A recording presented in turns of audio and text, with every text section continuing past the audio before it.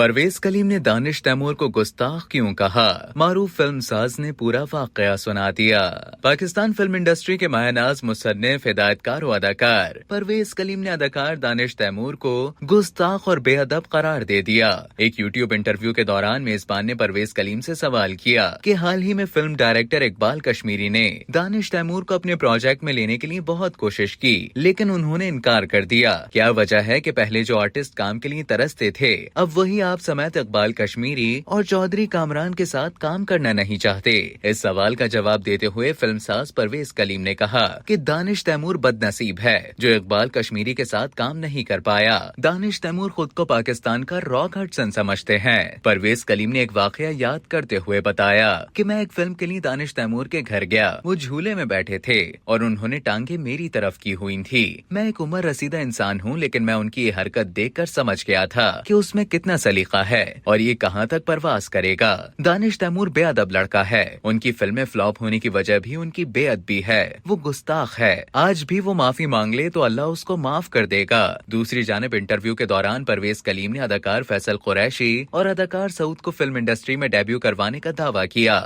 انہوں نے کہا کہ افشاں قریشی کے کہنے پر میں نے کم عمری میں فیصل قریشی کو بطور ہیرو کردار دیا۔ اسی طرح سعود کو بھی میں نے کراچی میں دیکھ کر کردار آفر کیا لیکن دونوں احسان فراموش ہیں۔ اگر کبھی احسان فراموشی کی تصویر بنائے تو ان کی بن جائے گی کیونکہ وہ عید شب برات پر بھی ہائے ہیلو نہیں کرتے۔